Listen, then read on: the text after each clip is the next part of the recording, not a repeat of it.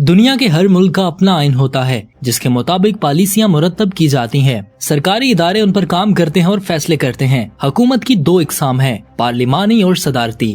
پارلیمانی نظام میں پارلیمنٹ میں اکثریتی نشستوں پر کامیابی حاصل کرنے والی سیاسی جماعت حکومت بناتی ہے اور اپنے آپ میں سے ایک ایسے شخص کو وزیر اعظم منتخب کرتی ہے جو حکومت کا سربراہ ہوتا ہے۔ دوسری طرف صدارتی طرز حکومت میں صدر چیف ایگزیکٹو ہوتا ہے جو عوام کے ذریعے یا انتخابی ممبروں کے ذریعے منتخب ہوتا ہے۔ پاکستان کی اگر بات کی جائے تو پاکستان کا نظام حکومت پاکستان کے وجود 1947 کے بعد سے لے کر آج تک مختلف قسم کے تجربات سے گزرا ہے۔ کبھی تو یہاں صدارتی نظام رائج رہا، کبھی ٹیکنوکریٹس کی حکومت، کبھی مارشل لا ایڈمنسٹریٹرز کی حکومت، کبھی پارلیمانی نظام حکومت، کبھی نیم صدارتی نظام حکومت۔ پاکستان کا شمار دنیا کے ان چند بدنصیب ملکوں میں ہوتا ہے کہ جنہوں نے اپنی آزادی حاصل کرنے کے بعد ریاستی امور کو چلانے کے لیے اپنا آئین کئی سالوں تک نہ بنا سکے۔ کیا آپ کو معلوم ہے کہ پاکستان کتنے سال تک آئین کے بغیر کام کرتا رہا اور آئین پاکستان میں آرٹیکل 50-51 کس کام آتا ہے؟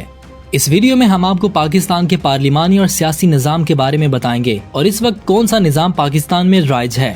فیکس قطر کی ویڈیو میں خوش آمدید۔ پاکستان نے جب 14 اگست 1947 کو انگریز حکومت سے آزادی حاصل کی تو یہاں کوئی انتظامی، آئینی اور سیاسی ڈھانچہ نہیں تھا۔ قائد اعظم کے بعد ملک میں سوائے قرارداد مقاصد کے جو 1949 میں پاکستان کی دستور ساز اسمبلی نے منظور کی تھی، تقریباً 9 برس تک 1947 سے 1956 تک پاکستان بے آئین رہا، جبکہ اس دوران 1935 کے ایکٹ کے تحت چلایا جاتا رہا۔ 1956 میں سکندر مرزا جو گورنر جنرل تھے، انہوں نے پاکستان کا پہلا آئین ترتیب دیا، اس وقت کی تمام سیاسی جماعتوں کو ساتھ ملا کر۔ مگر ہماری یہ بدقسمتی رہی ہے کہ وہ آئین جس نے وطن کو اسلامی جمہوریہ پاکستان کا نام دیا، وہ صرف 2 برس تک چل سکا، اور اس کی ناکامی کی بڑی وجہ ہمارے ملک کے سیاستدانوں کا غلط رویہ تھا، جن کی وجہ سے جو پہلا آئین دیا گیا اس میں پاکستان میں پارلیمانی نظام کو اہمیت دی گئی اور ملک میں ایک ایسا سسٹم لانے کی کوشش کی گئی کہ جس میں عام آدمی کو آسانیاں دی جائیں۔ بدقسمتی سے اس دور کے سیاستدانوں نے اس قدر سیاسی گند مچایا کہ پہلا آئین 3 اکتوبر 1958 کو اس وقت کے کمانڈر ان چیف جنرل محمد ایوب خان نے ختم کر ڈالا اور پہلی دفعہ مارشل لا نافذ کر دیا گیا۔ اس مارشل لا سے جمہوریت کی بساط الٹ دی گئی۔ 1958 سے 1962 تک 4 برس مسلسل فوجی حکومت قائم رہنے کے بعد جنرل ایوب خان نے اپنی حکومت کو طول دینے کے لیے ایک نیا آئین دیا جو کہ بنیادی جمہوریتوں کے نام سے مشہور ہوا۔ اس میں عام آدمی کو ووٹ ڈالنے کا اختیار حاصل نہیں تھا، بلکہ BD ممبرز کو اختیار دیا گیا کہ وہ صدر کا چناؤ کریں۔ یہ ایک طرح کا چور دروازہ تھا جو کہ جنرل ایوب خان نے اپنی حکومت کو طول دینے کے لیے استعمال کیا اور جس کی بنیاد پر صدر ایوب خان 1969 تک پاکستان کے صدر مملکت رہے اور بلا شرکت غیر وہ مشرقی پاکستان اور مغربی پاکستان کے حاکم اعلیٰ رہے۔ اس دور میں بیوروکریسی اور اسٹیبلشمنٹ کے درمیان بہت اچھے تعلقات رہے۔ 1965 کی جنگ سے پہلے تک پاکستان اقتصادی طور پر ترقی پذیر ملکوں میں سے سب سے آگے جا رہا تھا۔ 1965 کی جنگ کے بعد حالات نے اقتصادی، معاشی اور معاشرتی ترقی پر روک لگا دی اور پاکستان میں بے چینی اور بدامنی نے معاشرے کے اندر جگہ بنانی شروع کر دی۔ 1967 میں ذوالفقار علی بھٹو نے جو صدر ایوب خان کی کابینہ میں وزیر خارجہ تھے، صدر ایوب خان سے معاہدہ تاشکند پر اختلاف رائے کرتے ہوئے 1967 میں ایک سیاسی جماعت قائم کر لی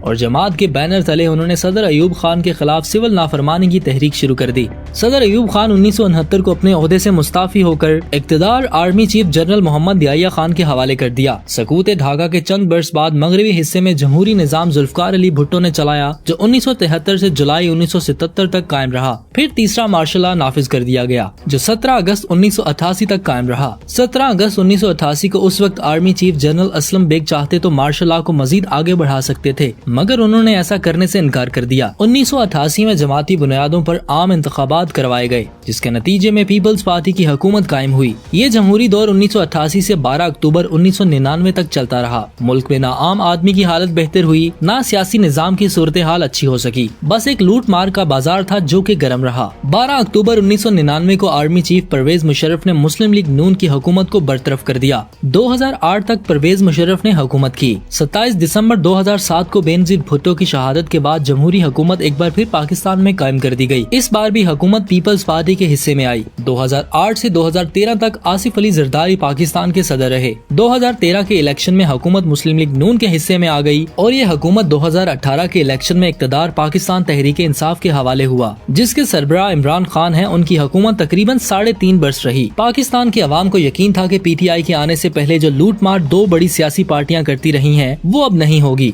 लीडरशिप की हद तक और खास तौर पर सिर्फ और सिर्फ पार्टी के सरबराह की हद तक तो कोई लूट मार इस तरह पाकिस्तान में नहीं हुई। मगर चूंकि PTI हुकूमत आजाद उम्मीदवारों और छोटी जमातों के इत्तेहाद से कायम की गई, यूं PTI के बरसरे इक़्तिदार आने से भी हालत बेहतर नहीं हो सकी। इस वक्त पाकिस्तान में पार्लिमानी निज़ाम कायम है और ये पार्लिमानी निज़ाम करप्शन को रोक नहीं सका। पार्लिमानी हुकूमत कैसी होती है? आईने पाकिस्तान के आर्टिकल 50 के मुताबिक पाकिस्तान की एक मजलिस शूरा पार्लिमान होगी, जो कि सदर पाकिस्तान और 2 ऐवानों पर मुश्तमिल होगी। पाकिस्तान की पार्लियामेंट, जिसको मजलिस शूरा भी कहा जाता है, 10 ज़ैल पर मुश्तमिल है। सदर पाकिस्तान, ऐवान ज़री, कौमी असम्बली, ऐवान बाला, सेनेट। आइन के आर्टिकल 51 के तहत कौमी असम्बली के कुल मेंबरान की तादाद 342 है, जिसमें 272 आम नशिस्तें जिन पर बराह रास्त इलेक्शन के जरिए मेंबर असम्बली को मुंतखब किया जाता है और 7 खवातीन की मखसूस नशिस्तें और 10 अकलियतों की नशिस्तें हैं। हुकूमत की पार्लिमानी शक्ल किसी मुल्क की जमहूरी हुक्मरानी के निज़ाम की नुमाइंदगी करती है, जिसमें एग्जेक्टिव ब्रांच कानून साज इदारा यानी पार्लियामेंट से माखूज है। यहाँ एग्जेक्टिव को 2 हिस्सों में तकसीम किया गया है।